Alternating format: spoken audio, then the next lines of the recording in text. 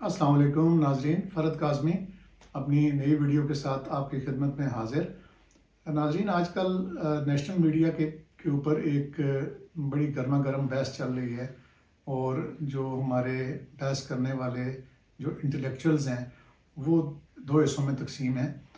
ان میں سے کچھ کا یہ خیال ہے، کچھ دبے لفظوں میں یہ بات کر رہے ہیں کہ پاکستان تحریک انصاف کو لیول پلینگ فیلڈ نہیں مل رہا، اور کچھ جو ہیں وہ اس بحث کو اس طرح سمیٹنے کی کوشش کرتے ہیں کہ یہ سارا کچھ کیا دارا تحریک انصاف کا اپنا ہے۔ لیکن میں اس بحث کو کسی پولیٹیکل زاویے سے نہیں، بلکہ ایک آپ کہہ لیں کہ کرمنالوجسٹ کی حیثیت سے، ایک سابقہ پولیس آفیسر ہونے کی حیثیت سے اس کو کافی عرصے سے میں اس پہ سوچ بھی رہا تھا، اس پہ تحقیق بھی کر رہا تھا کہ یہ جو انٹلیکچوئلز دو حصوں میں تقسیم ہے، کسی کے پاس بھی، یعنی اگر جو وہ حصہ ہمارے مشہور جو جرنلسٹس ہیں، احمد میر صاحب ہیں، شاہ زیب خانزادہ ہیں، اور مظہر عباس صاحب ہیں، سہیل وڑائچ صاحب ہیں، وہ یہ اب دبے الفاظ میں یہ کہتے ہیں کہ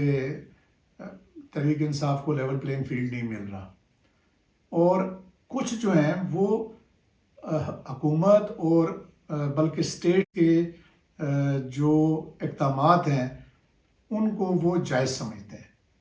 پھر اسی سلسلے میں جب حال ہی میں سپریم کورٹ سے ایک فیصلہ آیا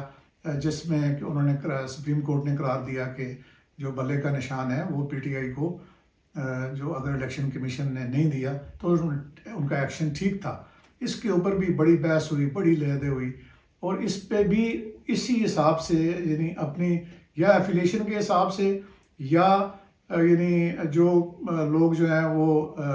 لبرلز ہیں اور وہ جو قانون کی حکمرانی پہ اور آئین کی حکمرانی پہ بہت زیادہ بولنا چاہتے ہیں، بولتے ہیں، یا جیسے میں نے ان چار جو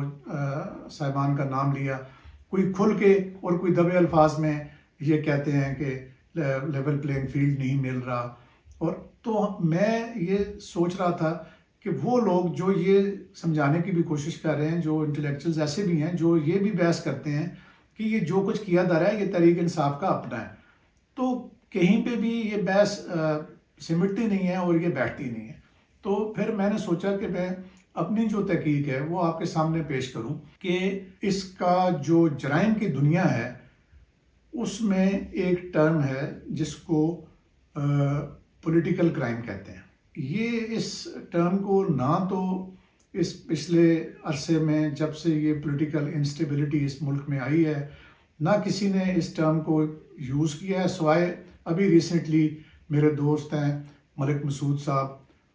وہ آج کل امریکہ میں بیسڈ ہیں، انہوں نے ایک بڑا مفصل ایک ولاگ کیا ہے، اس میں اس کا لنک بھی میں نیچے دوں گا، جس میں انہوں نے پولیٹیکل جو کرائمز کی ٹرم ہے اس کو جو ہے وہ استعمال کیا اور اس کو ڈیفائن کرنے کی کوشش کی ہے۔ تو میں نے سوچا کہ ان کی اس ڈیفینیشن کو، اور جو میری اپنی کچھ تحقیق ہے اور جو میرا جو تجربات ہیں as a police officer law and order کو ڈیل کرنے کے متعلق، ان کو ملا کے تو آپ کی خدمت میں ایک ایسا جائزہ پیش کیا جائے تاکہ آپ کو پولیٹیکل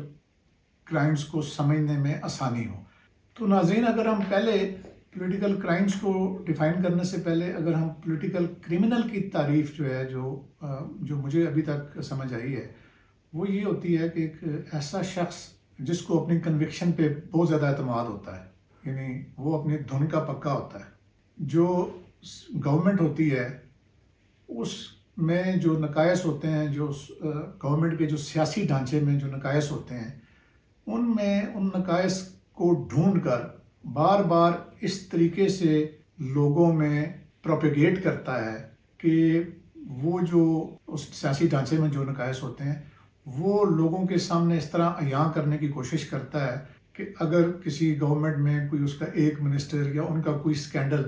اس کے ہاتھ لگ جاتا ہے تو وہ پھر بار بار بتاتا ہے کہ میں جو ہے وہ ساری چیزیں میں بالکل پوتر ہوں، میں بالکل نیک فعال ہوں، سب کچھ ہوں، لیکن یہ جو لوگ ہیں یہ ان کی پارٹیوں میں بھی جمہوریت نہیں ہے، ان کی پارٹیوں میں موروثیت ہے، اور یہ جو ہے اس سارے کے سارے کرمنلز ہیں، انہوں نے رشوتیں لی ہیں، انہوں نے اپنے گھر بنائے ہیں، انہوں نے اپنے محلات بنائے ہیں. وہ اس طرح کی چیزوں کو اس طرح سے پروپیگیٹ کرتا ہے کہ لوگ اس کے ساتھ اس کے نیریٹو کو ماننا شروع کر دیتے ہیں. اب وہ جو نیریٹو ہے وہ بار بار، یعنی یہ جو تعریف ہے پولیٹیکل کرمنل کی، وہ یہاں سے شروع نہیں ہوتی، لیکن وہ پھر اس نیریٹو کو استعمال کر کے جو آزادیاں اسٹیٹ نے یا آئین نے یا قانون نے وہ دی ہوتی ہیں، ان کی لمٹس کو وہ ایکسیڈ کرنا شروع کر دیتا ہے. ان کو یعنی اگر جلسہ جلوس جو ہے اور آزادی اظہار جو ہے وہ اگر حق ہے آئین میں دیا ہوا، تو وہ اس کو اس طریقے سے ایکسپلائٹ کرتا ہے کہ اس میں اس آزادی اظہار کے حق کو استعمال کرتے ہوئے لوگوں کو گالیاں دینا شروع کر دیتا ہے، لوگوں کو چور ڈاکو کہنا شروع کر دیتا ہے،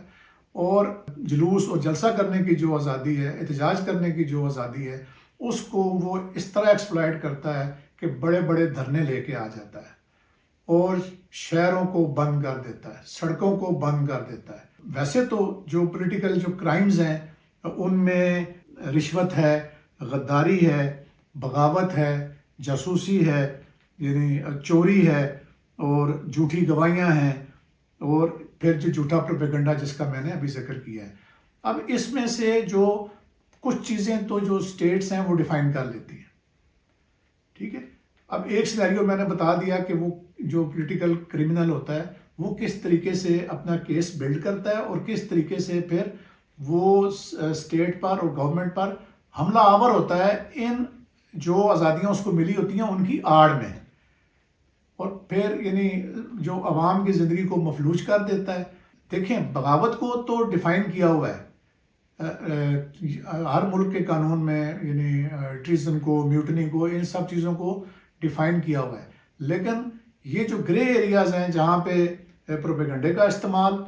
اور جہاں پہ جو آزادیاں دی ہوئی ہیں ان کا بے دریغ استعمال کر کے حکومتوں کو مفلوج کرنے کا جو ایک سلسلہ ہے،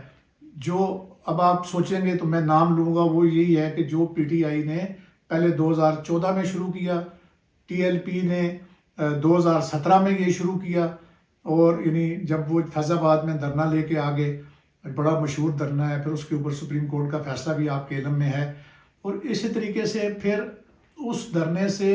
یعنی مہمیز حاصل کر کے اس کی جو کامیابی ہے، اور جب حکومت جو ہے بالکل مفلوج ہو جاتی ہے، یعنی آپ ایسی جگہ کو بند کر دیں جہاں پہ پورا جو دارالخلافہ ہے وہ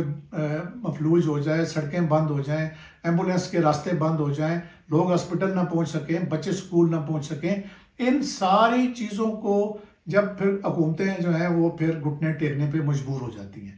اب یہ جو پولیٹیکل کرائمز ہیں جن کی میں نے آپ کو مثالیں دی ہیں، اس میں یہ 2 دھرنوں کی مثالیں دی ہیں، ان دونوں میں آلموسٹ جو اس وقت کی جو حکومتیں ہیں وہ مفلوج ہو کر رہ گئی تھی اور وہ گھٹنوں پہ آ گئی تھی. اب ایسے میں کیا ہوتا ہے کہ جب ایسا فرد اور اس کی جماعت جب ایک یعنی ایسی بارگیننگ پوزیشن میں آ جاتا ہے، حالانکہ اس کے جو نعرے ہوں گے وہ بڑے لگتے ہوں گے کہ بڑے سمپل نعرے ہیں. ٹی ایل پی کا یہ تھا کہ جی فلاں اس کو آپ نکال دیں، فلاں وزیر کو نکال دیں جنہوں نے یہ یعنی بظاہر جو نعرہ تھا وہ نبی پاک صلی اللہ علیہ وآلہ وسلم کی توہین کے متعلق تھا. تو اسی طریقے سے جو سیاسی جماعت جس کا میں پی ٹی آئی کا ذکر کر رہا ہوں، وہ ان کا یہ نعرہ تھا پہلے 2014 میں کہ جی 4 حلقے کھول دو، باقی کوئی مسئلہ نہیں ہے. یعنی وہ الیکشن کو کہ کوئی 4 حلقوں کا بہانہ بنا کے ایک ایسا نیریٹو بلڈ کر کے، تو دونوں وقت کی جو حکومتوں کو ان نعروں ان جماعتوں نے دھرنے لا کے مفلوج کر دیا. اب اسٹیٹ کے پاس جو ایسا کوئی میکانزم ہی نہیں تھا سوائے اس کے کہ وہ دفعہ 144 کا نفاذ کر کے تو جو لوگ بھی اس کی خلاف ورزی کریں ان کو 188 میں گرفتار کرے پی پی سی میں، اور وہ آپ کو پتہ ہے کہ میجسٹریٹ اسی وقت جو ہے وہ بیلیبل آفینسز ٹائپ ہیں، وہ بڑے مائنر جرائم ہیں.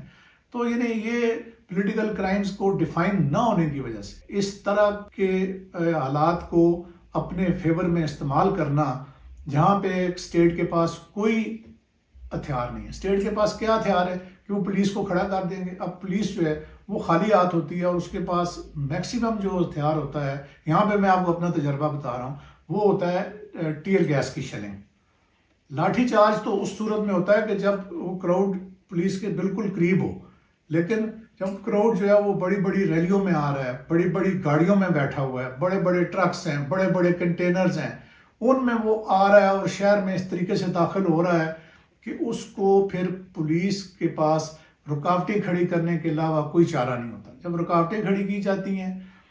تو بھی عوام تنگ ہوتے ہیں، اور عوام جو ہے وہ بجائے اس سیاسی جتھے کو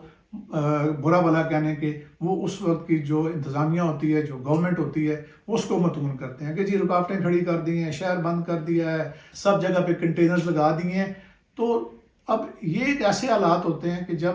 یعنی ملک میں ایک بدامنی کی فضا قائم ہو جاتی ہے. تو اب یعنی دیکھیں کہ ان دونوں مواقعوں پہ کس طریقے سے اس وقت کی حکومتوں کو ایک اس حق کو استعمال کر کے کہ جس کے تحت آپ کو جی کہ احتجاج کا حق حاصل ہے، آپ کو جس کو آپ کہتے ہیں فریڈم آف سپیچ ہے، آپ جو مرضی کہہ دیں، لوگوں کو جیسے مرضی اکسا دیں. اب اسٹیٹس نے انسائٹمنٹ ٹو وائلنس کو ضرور ڈیفائن کیا ہوا ہے، لیکن اس کو ثابت کرنا اور اس کے جو مجرم ہیں ان کو گرفتار کرنا، جو پولیٹیکل کرمنلز ہوتے ہیں، وہ اسٹیٹ کے لیے مشکل ہوتا ہے. اب اسٹیٹ کے پاس پھر آ جا کے سخت قسم کے اقدامات رہ جاتے ہیں. جب دفعہ 144 کہاں میں قابو آتے ہیں؟ دفعہ 144 میں آنسو گیس سے وہ آپ کتنے کراؤڈ کو آپ منتشر کر سکتے ہیں. اس کی مثالیں جو دو میں نے آپ کو دی ہیں، اس کے بعد جب پی ٹی آئی جب گورنمنٹ سے نکلی، بلکہ گورنمنٹ کے آخری دنوں میں انہوں نے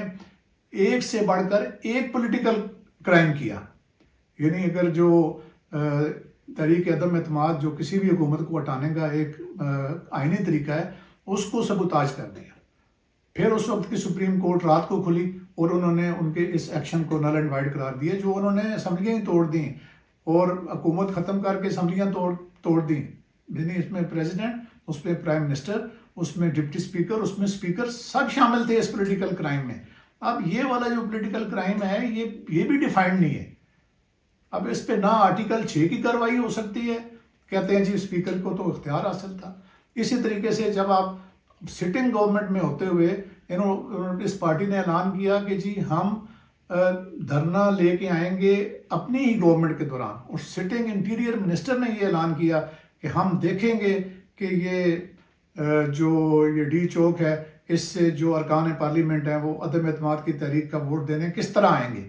تو اس وقت کی جو انتظامیہ تھی اور پولیس تھی وہ سارے جوڑ کے بیٹھ گئی کہ یار یہ جو سٹنگ گورنمنٹ کے لوگ ہیں وہ اس قسم کی کالز دے رہے ہیں، ان کے لوگوں کو ان کے خلاف ہم کیا ایکشن کریں.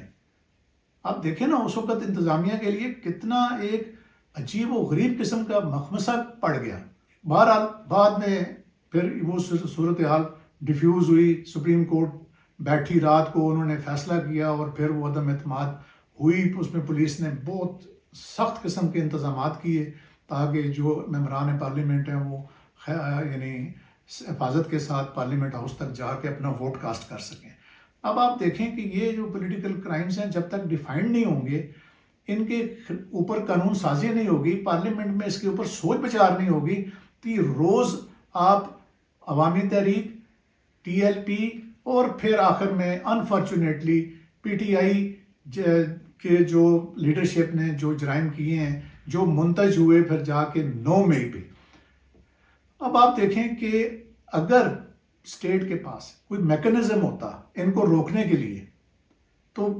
یعنی ایسی کوئی ذرائع ہوتے، ایسی قانون سازی ہوتی، ایسا اختیار ہوتا اسٹیٹ کے پاس کرنے کا، تو پھر آج جو اقدامات اس وقت لوگوں کو بروٹل نظر آ رہے ہیں کہ جی وہ پہلے یہ الزام لگنا شروع ہو گیا کہ جی ان کے جو پیپرز ہیں، نامینیشن پیپرز، وہ چھینے جا رہے ہیں اور اس طرح ہو رہا ہے، اور وہ ایک نیریٹو بنایا گیا. تو یہ چیزیں اگر ہوئی بھی ہیں تو یہ کرنے کی ضرورت نہ ہوتی. کیوں کہ اسٹیٹ کے پاس پھر صرف ڈنڈا ہوتا ہے، اور ڈنڈا جو ہے وہ سافٹ نہیں ہوتا. ڈنڈا جو ہے وہ جب چلتا ہے تو اس میں پھر سروں پہ لگتا ہے، پھر اس میں جو زخم آتے ہیں اس کا اظہار پھر ان چیزوں کی شکل میں ہوتا ہے۔ تو اب میں سمجھتا ہوں کہ میں آپ کو یہ سمجھا پایا ہوں کہ یہ اس لیے کیا درا سارا اس سیاسی جماعت کا، پی ٹی آئی کا اپنا ہے کہ اس نے اسٹیٹ کو مجبور کر دیا کہ جو میکنزم ان کے پاس نہیں ہے اس سے جو سخت قسم کی گولی ہے وہ اس کے ساتھ، یعنی گولی سے مراد ٹیبلٹ ہے، یا وہ سخت اقدامات ہیں جو وہ کر کے ان کو روکے تاکہ جو یہ دوبارہ یہ والے پولیٹیکل کرائمز نہ کریں۔ اگر پولیٹیکل کرائم کی ٹرم ڈیفائنڈ ہوتی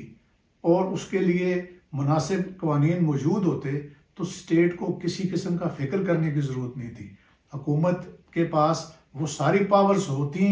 کہ کہاں تک آزادیاں ہیں، کہاں سے آگے ریڈ لائن ہے، اور جب ریڈ لائن کراس ہوگی تو پھر کیا کیا ہوگا، وہ ساری چیزوں کے اوپر اب میری اس ویڈیو میں آگے بھی اس پہ میں بات کروں گا، اور میں یہ خواہش بھی کروں گا کہ جتنے بھی بڑے بڑے اذہان ہیں، جو بڑے بڑے کرمنالوجسٹ ہیں، وہ اس چیز کے اوپر غور کریں کہ یہ جیسے امریکہ میں دیکھیں کہ جب کیپٹل ہل کا واقعہ پیش آیا اور وہاں پہ حالات خراب ہوئے تو وہاں کی اسٹیٹ کے پاس بھی ریئیکٹ کرنے کے لیے کوئی بہت مناسب، یہ میوٹنی کے پرچے، یہ بغاوت کے اوپر یہ گرفتاریاں، یہ کورٹس میں ان کو ثابت کرنا انتہائی کلوز ٹو امپاسبل ہوتا ہے۔ تو اگر جب تک یہ پورا میکنزم نہ ہو، جیسے ایک مرڈر ہونے کی صورت میں تمام جو شہادتیں اکٹھی ہو کے ملزم کو سزا مل جاتی ہے اور وہ مجرم بن جاتا ہے، اسی طریقے سے یہ جو کرائمز ہیں ان کو اس طریقے سے ڈیفائن کیا جائے، بیٹھ کے ان کے اوپر ڈیلیبریشن کی جائے، وہ پارلیمنٹ میں قانون سازی کی جائے، اور اگر کہیں کانسٹیٹیوشن میں بھی کوئی تبدیلی کی ضرورت ہے وہ کی جائے۔ تو اس لیے میں نے آج آپ کو زحمت دی اور آپ کو یہ ویڈیو دیکھنا پڑی، تو امید ہے کہ یہ آپ کو پسند آئی ہے، اور اگر پسند آئی ہے تو اس کو لائک بھی کریں، اس کو شیئر کریں، اور جو سبسکرائب کا